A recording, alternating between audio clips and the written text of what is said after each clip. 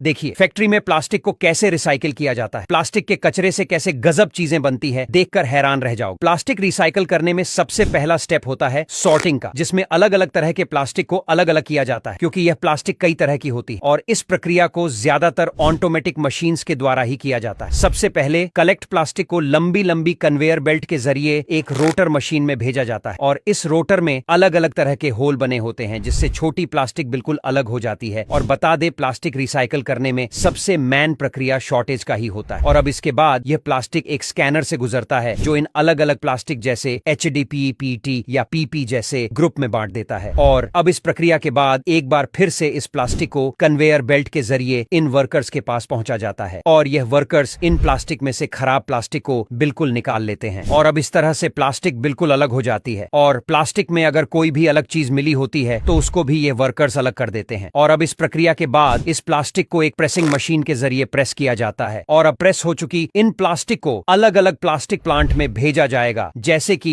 HDPE plastic का इस्तेमाल pipe जैसी चीजों को बनाने में किया जाता है, जबकि PP प्लास्टिक से बकेट और बाथरूम का बाकी सामान बनाया जाता है और वही PET प्लास्टिक का इस्तेमाल फैब्रिक वगैरह बनाने में किया जाता है। और अब अगली प्रक्रिया में HDPE प्लास्टिक को एक सिरेडर में डाला जाता है, जो इसे प्लास्टिक को छोटे छोटे पीस में तोड़ देगा। लेकिन इससे पहले इस प्लास्टिक को अच्छी तरह से साफ भी कर लिया जाता है ताकि इनमें कोई भी गंदगी ना बचे। और इस प्रक्रिया के बाद एक कलरफुल पैलेट तैयार हो जाता है और इन कलरफुल पैलेट को ऐसे ही इस्तेमाल में नहीं लिया जाता है और इन्हें कलर के हिसाब से अलग अलग करना जरूरी होता है। और वहीं कुछ कंपनी सिर्फ सफेद कलर के पैलेट को ही प्रेफर करती है। और अब इन प्लास्टिक पैलेट को एक सेपरेटर मशीन में ले जाया जाता है और इस सेपरेटर मशीन में इस तरह के हजारों पायलट्स को एक स्लाइड से स्लाइड कराया जाता है, जिससे इन प्लास्टिक का डाटा कलेक्ट होकर कंप्यूटर में पहुंच जाता है। और यही कंप्यूटर एक दूसरे पैनल को भी कंट्रोल करता है, जिसमें 60 से भी ज्यादा और नोजल्स लगे होते हैं और यह आयर नोजल्स एयर ब्लास्ट की मदद से अनवांटेड कलर वाली प्लास्टिक पैनल्स को बाहर कर देते हैं और इस तरह से सिर्फ व्हाइट कलर के ही पैलेट्स बचते हैं। और आपको बता दें, इसके बाद इस प्लास्टिक को एक मशीन में भेजा जाता है, जिस मशीन में 5 तरह के स्लाइड होते हैं और यह पांचों तरह के स्लाइड्स में प्लास्टिक पॉलिट्स को फिल्टर करने का काम करते हैं। और अब इस मशीन से निकलने के बाद यह सारा प्लास्टिक एक एक्सट्रूडर मशीन के अंदर जाता है, जिसमें से 220 डिग्री सेल्सियस के तापमान पर गर्म किया जाता है और इतने ज्यादा तापमान पर गर्म होने से यह प्लास्टिक बिल्कुल पिघल जाता है। और यहाँ से इस प्लास्टिक को फिर एक फिल्टर मशीन के द्वारा गुजरा जाता है और फिल्टर से बाहर आने के बाद यह प्लास्टिक पूरी तरह से प्यूरिफाई हो जाता है। और अब इस लिक्विड प्लास्टिक को ठंडा किया जाता है और इसके ग्रेन्यूल्स बना दिए जाते हैं और अब यह प्लास्टिक पूरी तरह से इस्तेमाल में लाने के लिए तैयार हो जाती है। और आपको बता दें, इन प्लास्टिक